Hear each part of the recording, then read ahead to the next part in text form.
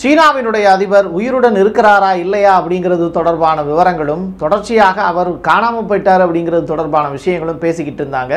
நம்முடைய ஜெய்சங்கர் காணாமல் போன ஜி ஜின்பிங் அவர்களை கண்டெடுத்து கொடுத்திருக்கிறார். எப்படி அப்படிங்கிறது தான்.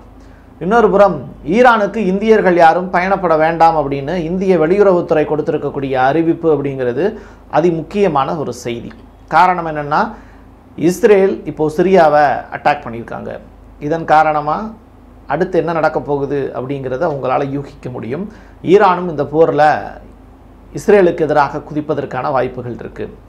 மூணாவது, வடகொரியா 7500 கிலோமீட்டர் தாண்டி பயணப்படக்கூடிய ஒரு ஏவுகணையை இப்போது அமெரிக்காவுக்கு எதிராக செலுத்துவதற்கான வாய்ப்பு இருக்கா அப்படிங்கிறது தொடர்பான பேச்சுக்களை இப்போது வடகொரியாவினுடைய அதிபர் கிம் பேசியிருக்காரு. அப்படி அவர் பேசியிருக்கக்கூடிய விஷயங்கள் என்ன?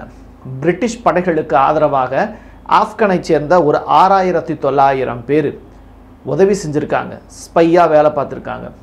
துப்பாக்கி படத்தில் வரக்கூடிய ஸ்லீப்பர் செல்ஸ் மாதிரி அவங்க வேலை பார்த்ததுக்கு பின்னாடி இருக்கக்கூடிய காரணங்கள் என்ன? டீடைல் ரிப்போர்ட்டாக பேசுவோம் உறவுகளே. இது பிரசாத் சிக்னேச்சர். உங்களுக்காகவே நம்ம jobtaxi.online one way drop one way fare, ஒரு வழி பயணம் ஒரு வழி கட்டணம் மட்டுமே. எங்களுடைய சேவைகள் தமிழ்நாடு, கேரளா, கர்நாடகா, ஆந்திரா, தெலுங்கானா, புனே, கோவா மற்றும் பாண்டிச்சேரி. Anywhere any time.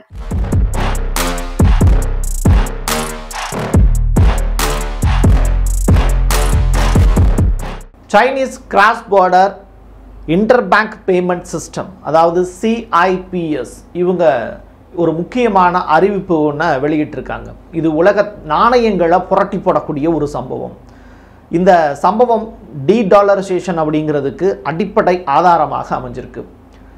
ரஷ்யாவும் சீனாவும் தன்னுடைய நாணயத்தின் அடிப்படையில் வணிகம் செய்கிறாங்க அப்படிங்கிறத நான் உங்களுக்கு சொல்லியிருக்கேன்.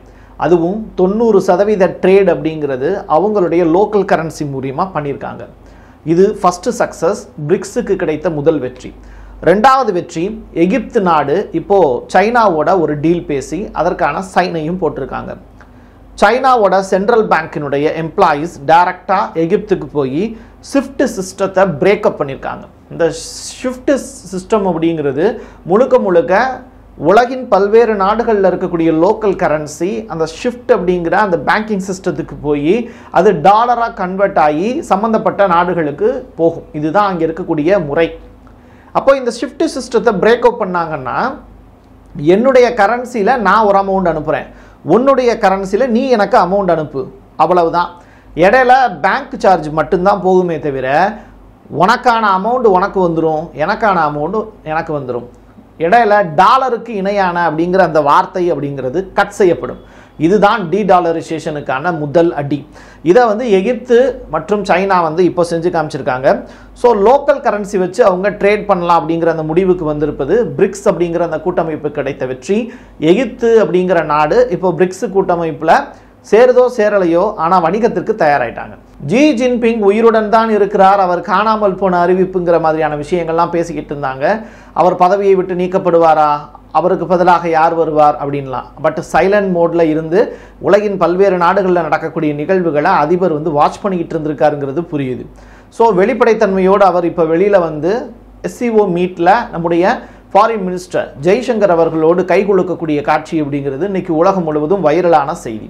ஸோ மோடியினுடைய வாழ்த்துக்களை அவர் தெரிவித்த வண்ணமாக ஜி ஜின்பிங்கை ஜெய்சங்கர் அவர்கள் சந்தித்திருக்கக்கூடிய நிகழ்வு அப்படிங்கிறது சைனாவுக்கும் இந்தியாவுக்குமான வர்த்தக உறவை மேலும் வலுப்படுத்தக்கூடிய ஒரு சம்பவமாக மாறி போயிருக்கு.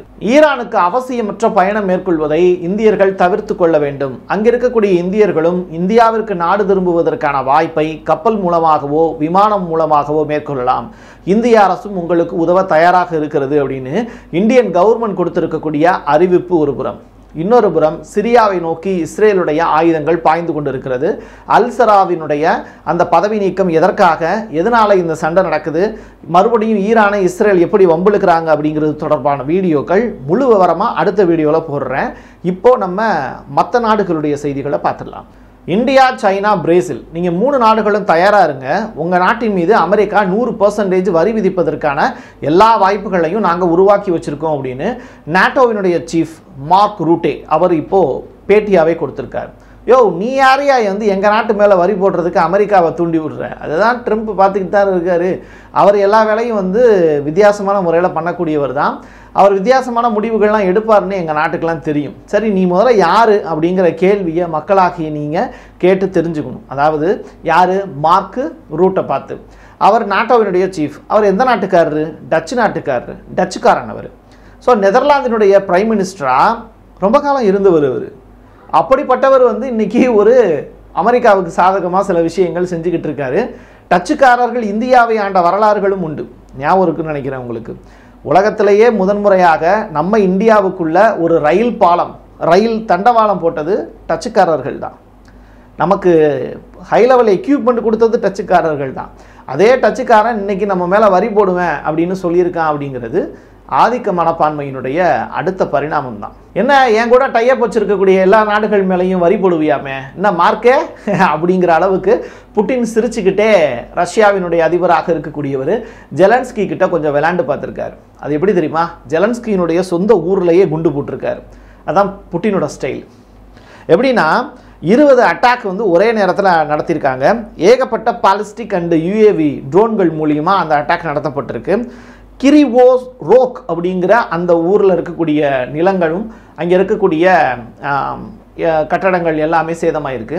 இது ஜெலன்ஸ்கியினுடைய கை, கால், முதுகு, உடம்பு பல்வேறு இடங்களில் அடிபட்டதற்கு சமம் அப்படின்னு விமர்சனம் பண்ணுறாங்க ரஷ்யர்கள். தயார் ஸ்பைஸ் யார்? அவங்கெல்லாம் வந்து ஒரு ஸ்லீப்பர் செல்ஸ், ஆப்கனை சேர்ந்தவர்கள். 6900 பேர் 2001 2021 வரைக்கும் தாலிபான்களுக்கு எதிராக போராடியவர்கள். சாதாரண குடிமக்கள். இவங்கெல்லாம் அப்படி என்ன தப்பு பண்ணாங்க? நாடு கடத்தக்கூடிய அளவுக்கு, இல்லை வேற ஒரு நாடு நீங்கள்லாம் என்னுடைய மக்கள் வந்துருங்க அப்படின்னு கூப்பிடுற அளவுக்கு. அந்த இடம் தான் ட்விஸ்ட்டு. யூகே இப்போ உலக பணக்காரர்கள் எல்லாத்தையும் தன்னுடைய நாட்டுக்கு வாங்க வாங்கன்னு கூப்பிடுறாங்க. சில பேர் அந்த நாட்டில் இருந்து வெளியிலவும் போயிட்டுருக்காங்க. இப்படிப்பட்ட நிலையில் ஒரு 6900 ஆப்கானிஸ்தானர்களை தன்னுடைய நாட்டுக்கு வாங்க அப்படின்னு ஸ்பெஷல் ஃப்ளைட்டு வச்சு கூப்பிட்டுருக்காங்க யூகே.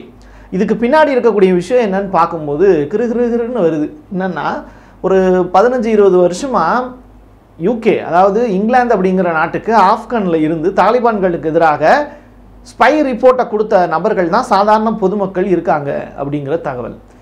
இவங்க எல்லாருமே ஆப்கானில் இருக்கக்கூடிய தாலிபான்களால் வதைபடுவார்கள் அப்படிங்கிற அச்சத்தின் காரணமாக கொடுத்த வாக்குறுதியை நிறைவேற்றுவதற்காக ஃப்ளைட் மூலியமாக அவங்க எல்லாரையும் இப்போது யூகேக்கு கூப்பிட்டுக்கிட்டாங்க இங்கிலாந்து அரசு.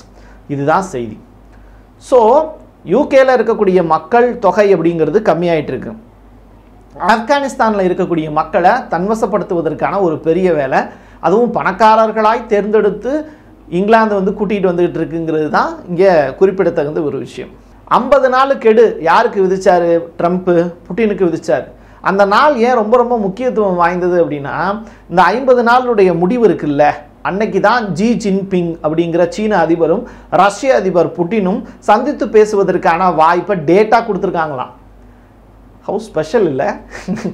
ஒரு புறம் என்னன்னா 50 நாள் கெடு முடியுது, ட்ரம்ப் விதிச்ச கெடு. அன்னைக்கு தேதியில் தான் சீன அதிபர் ஜி ஜின்பிங்கும் புட்டினும் சந்திச்சு பேசுகிறாங்க. அப்படின்னா என்னென்ன விஷயங்கள் வந்து உள்ளுக்குள்ளே பேச போகிறாங்கங்கிறத அமெரிக்கா மோப்பம் பிடிச்சி தான் 50 நாளைக்கு முன்னாடியே அந்த மாதிரியான விஷயங்கள்லாம் நீங்கள் பேசிடக்கூடாது, இந்த மாதிரியான விஷயங்கள் தான் நீங்கள் பேச முற்படணும்னு ட்ரம்ப் வந்து தூது அனுப்பியிருக்காரு. அதுதான் அந்த 50 நாளுக்கான செய்தி சொல்லக்கூடிய விஷயம்.